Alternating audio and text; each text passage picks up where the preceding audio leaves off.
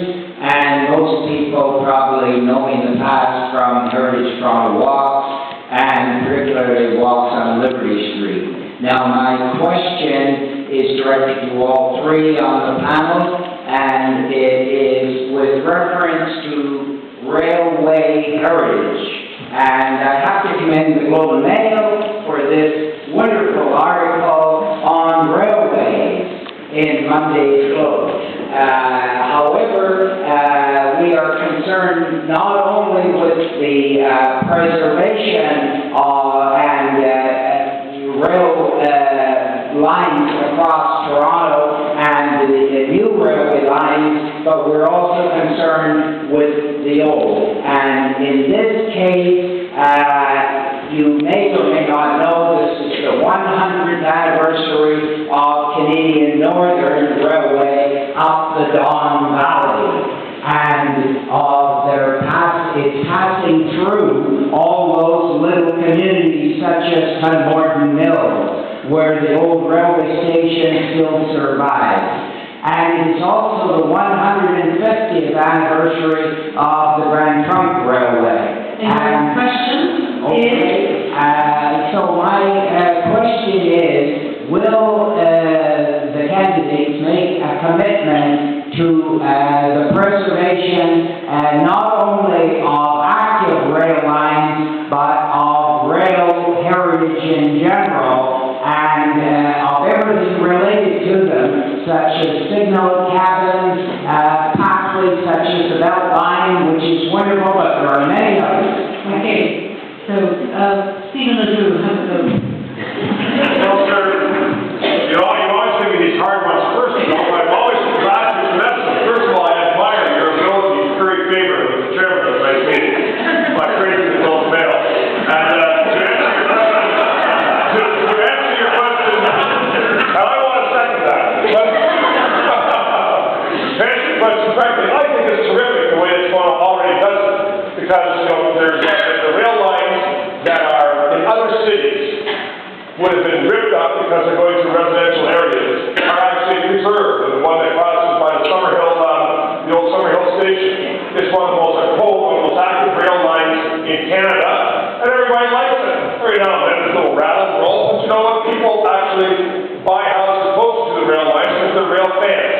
And so instead of trying to excoriate these things from our day-to-day life, we actually cherish them and celebrate them. So yes, I think it's terrific the way we're doing it. We should continue. The correct answer is yes. David Miller. My answer is yes. If you mean, will the mayor be an ally in all of this? Much of it is outside our control, as you know, sir, but I agree fully. I think the rail heritage is very important to Toronto, and it's a really part of our cultural heritage as well, because so many Torontonians came through Union Station. And we have actually an amazing opportunity today, because the private sector proponents backed out of the Union Station agreement, to take Union Station in a public sector model and rejuvenate it. And that's the heart of our rail heritage. The other parts you mentioned matter, and I do have to tell a personal story here, because before we immigrated to Canada, I lived in England. I lived with my mom and my grandfather. My grandfather worked for the railway for London Northeastern. And he worked his way up from repairing the rails to being assistant station master at Liverpool Street Station when the trains used to run on time. And so it has been a part of my life forever. It's something that's really close to my heart. And I think it's something that when you scratch Torontonians, is actually close to everybody's hearts. We don't always think about it enough. But Union Station can be a real place where we go and celebrate that rail heritage. And we got a tremendous opportunity now to do it right. You've got my commitment to do it and do it right.